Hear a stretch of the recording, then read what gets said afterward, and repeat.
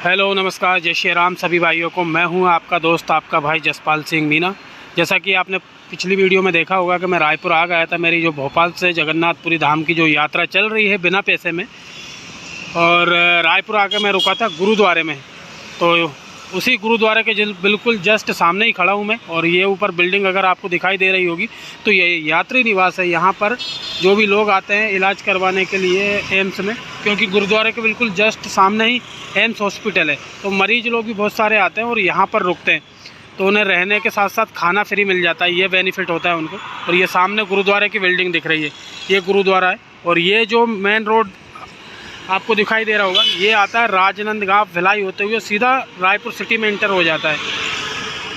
और ये सामने एम्स हॉस्पिटल है। तो सुबह सुबह का मौसम है अभी, और बड़ा ही अच्छा मौसम हो रहा है रायपुर का। और इसी रोड से मैं जाऊंगा सीधा संबलपुर होते हुए उड़ीसा। तो बने रहिए यात्रा में और यात्रा का आनंद लीजिए। तो फाइनली मैं आ गया हूँ। ये कौन सी जगह? ये पड़ेगा नदी मोच। तो फाइनली मैं नदी मोच के पास आ गया हूँ। और यहाँ पर मुझे ये भैया मिले। और क्या नाम है आपका? मेरा दिनेश यादव नाम है। ये यादव जी है। और यादव जी पूरे भारत में हर जगह आपको मिल जाएंगे। तो इन्होंने मुझे लिफ्ट दी है और अभी हम यहाँ पे बैठे हुए होटल पे। तो ये मुझे नाश्ता करवा रहे हैं। पानी की बोतल ये रखी हुई, चाय आ गई है, और इधर ठंडे की बोतल भी, और अभी पराठा आने वाला है। तो अभी हम यहाँ पे बैठ के नाश्ता करेंगे और उसके बाद मैं यहाँ से संबलपुर के लिए निकलूँगा। और ये चैनल है मेरा, ये चैनल भाई का है। इनको ज़्यादा से ज़्यादा शेयर करें, इनके चैनल को सब्सक्राइब करें और भाई को ज़्यादा से ज़्यादा फॉलो करें, लाइक करें, कमेंट करें और यात्रा का आनंद लें। तो आपको बहुत कुछ सीखने को मिलेगा, यात्रा में देखने को मिलेगा। और जीरो बैलेंस में कैसे यात्रा की जाती है, कैसे सर्वाइव करता है एक इंसान जीरो बैलेंस में अगर घर से निकलता है, तो वो सब चीज़ें आपको बहुत कुछ सीखने को मिलेगा। तो यादव जी का बहुत बहुत धन्यवाद। और यादव जी कुछ बोलना चाह रहे हैं आप? कुछ विशेषता छत्तीसगढ़ के बारे में कुछ जानकारी क्या है, यहाँ पे क्या है स्पेशल फेमस चीज़ें यहाँ पे भाजी? देखिए, रायपुर के आसपास तो आपको नहीं मिलेगा। रायपुर से थोड़ा दूर जाएंगे तो आपको टूरिस्ट प्लेस मिलेंगे, जैसे वाटरफॉल हो गए, मंदिर हो गए। यहाँ पे ज़्यादातर छत्तीसगढ़ में आपको मंदिर ही मिलेगा, माता जी के मंदिर। जैसे कि यहाँ पे सबसे ज़्यादा फेमस तो मान लो रायपुर शहर है, ठीक है। जैसे उड़ीसा तरफ जाते हैं अपन, तो उड़ीसा के बीच रास्ते में और कौन कौन सी चीज़ें हैं जो देखने लायक है, जिनको मैं एक्सप्लोर कर सकूँ?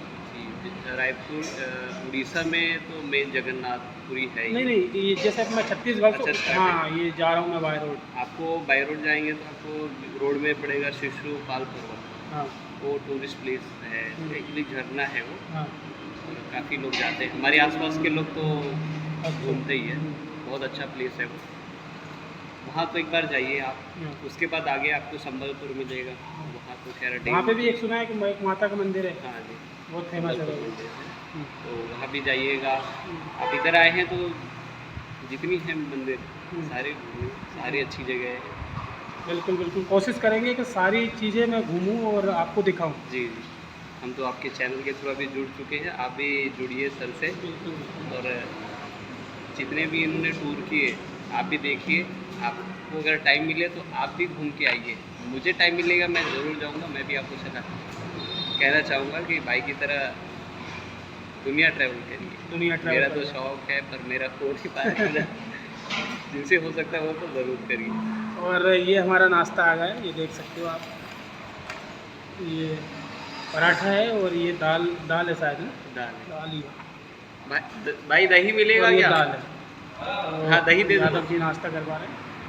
बहुत बहुत धन्यवाद यादव जी आपका। तो रास्ते में हूँ मैं, और रास्ते में मुझे एक बहुत ही बड़ी सी नदी दिखी है। और इस नदी का नाम है महानदी। और इस नदी के बारे में कहा जाता है कि ये छत्तीसगढ़ की सबसे बड़ी नदी है। और ये देख सकते हो आप, नदी अभी कहीं पर सूखी है, कहीं पर पानी भरा हुआ है। और कितनी बड़ी और विशाल नदी है, आप देख ही सकते हो यहाँ से। ये कितना चौड़ा घाट है इसका। और इसी नदी के ऊपर से निकलता है ये हाईवे। ये हाईवे सीधा जाता है रायपुर टू कोलकाता। तो ये देखिए उधर सामने, अगर आपको दिखाई दे रहा होगा तो सामने रेलवे ब्रिज है। और ये यहाँ से जाते हैं ट्रक। तो अभी मैं यहाँ पर रुका हूँ आप लोगों को दिखाने के लिए कि ये नदी को थोड़ा सा दिखा दिया जाए। ये देखिए,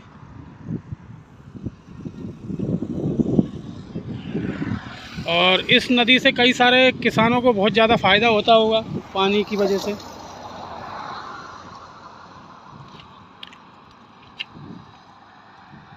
ये कहाँ से निकलती है ये नदी? ये नदी बन के आता है राजिम से। राजिम में 2 नदियों का संगम होता है, उसके बाद ये महानदी बनती है। अच्छा, 2 नदियों का संगम मिलके महानदी बनी।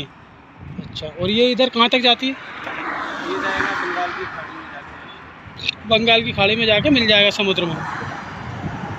छत्तीसगढ़ के पिथौरा में मैं हूँ अभी इस टाइम, और ये देख सकते हो आपको ये घर दिखाई दे रहा होगा।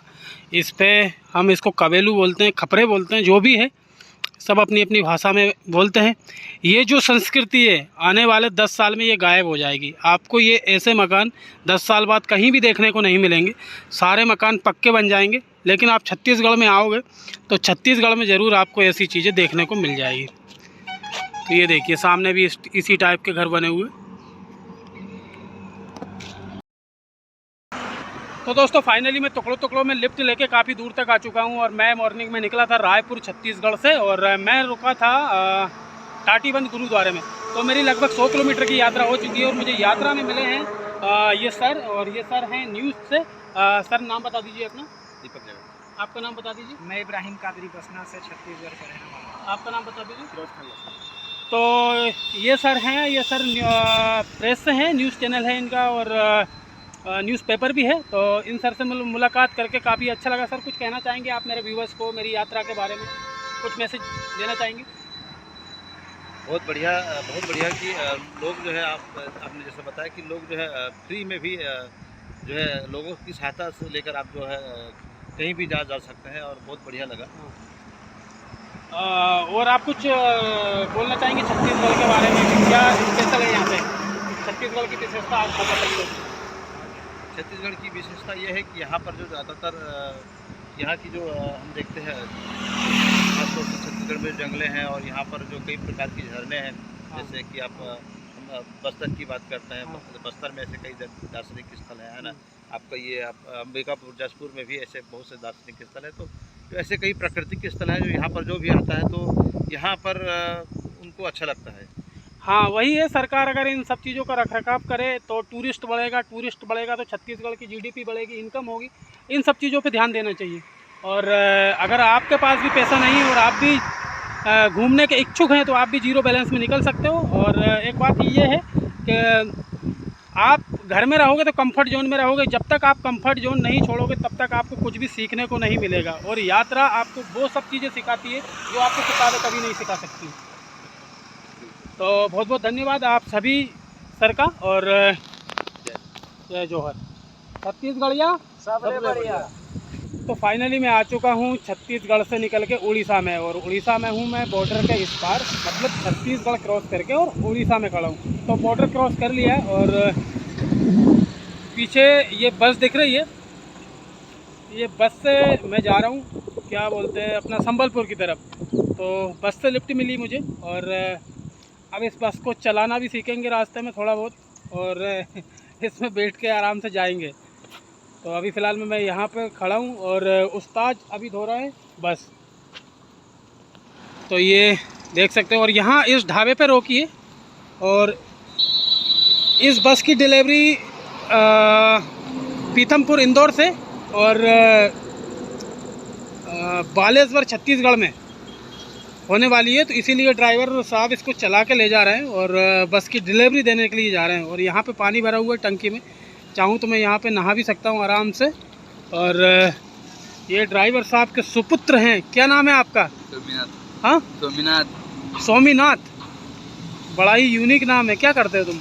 गाड़ी चलाता हूँ। चला लेते हो? हाँ। फुल हाँ। पायलट? हाँ। हाईवे पे भी? हाँ, शाम के टाइम में चलाता हूँ। लाइसेंस है? हाँ, नहीं। बिना लाइसेंस?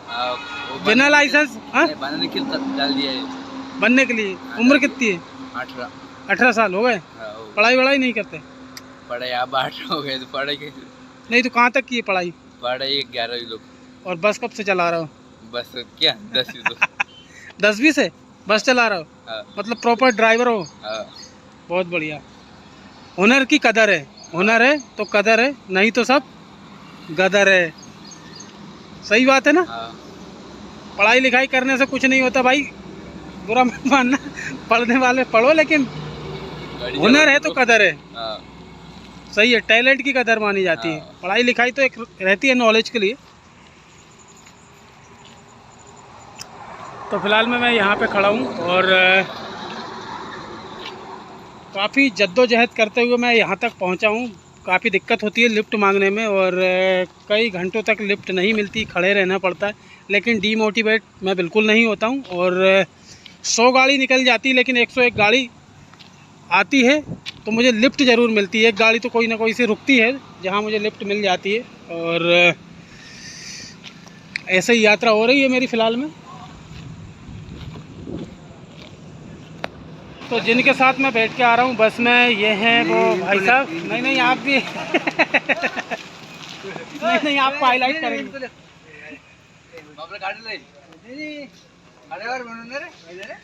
तो भाई साहब वीडियो बनवाने से मना कर रहे हैं।